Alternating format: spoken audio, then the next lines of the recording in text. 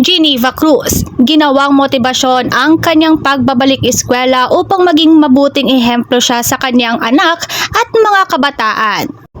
Ang edukasyon ang pinakamakapangyarihang sandata na magagamit mo para baguhin ang mundo.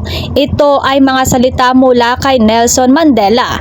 Tila ito ang naging inspirasyon ng singer-actress na si Geneva Cruz nang ipinagmalaki niyang ihayag sa social media account ang kanyang pagbabalik sa pag-aaral sa Philippine Christian University sa kursong Business Administration.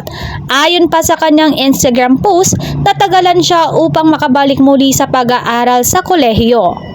Kung ating matatandaan ay kumuha ng kursong AB Literature sa University of Santo Tomas sa Geneva. Subalit hindi umano-umayon sa kanya ang panahon at nagkaroon ng ibang plano ang Diyos sa kanya at ito ang pagiging isang ina. Hindi naman niya ito itinuring na isang hadlang, bagkus ay ginawa niya pa itong motibasyon upang maging mabuting ehemplo siya sa kanyang anak at mga kabataan.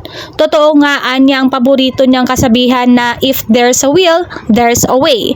At wala raw sa edad at pagiging huli sa buhay ang pagkuha ng inaasam na tagumpay. It took me a long time to finally return to school and strive to complete college. I remember my college days where I took up AB General Literature. But life had a different plan for me, and that's to become a mother first. I have no regret because I have a beautiful son. However, having a 10-year-old daughter was the motivation I needed to prioritize finishing a degree. I strongly believe in setting a positive example for my children, which drives me to dedicate time to pursuing my educational goals. My favorite quote has always been, if there's a will, there's a way. And it's true.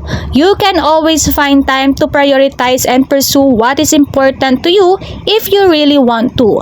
I live to grow because there's no age or judgment in personal growth as long as you keep pushing forward to finish what you start. Go after your goals. There's no such thing as being too late. Si Geneva ay isang multi-platinum Filipina singer at nakilala sa grupong Smoky Mountain at gumawa rin ng pangalan sa larangan ng pag-arte. Siya ay ikinasal sa drummer-singer na si Paco at nabiyayaan ng isang anak, subalit nauwi rin sa hiwalayan. Mula rito siya ay muling umibig sa katauhan ni Casey Montero. Nagsama sila ng ilang taon pero nauwi rin sa hiwalayan. Muling nagkaroon ng anak si Geneva sa panibagong relasyon pero hindi nabukas sa publiko ang hinggil rito. Samantala bumuhos naman ang pagbati ng kanyang mga kaibigan at fans. Kabilang sa nagpaabot ng pagbati sina Sunshine Cruz, Ronnie Liang, Dingdong Dantes, Rojan Cruz, Dayan Medina at marami pang iba.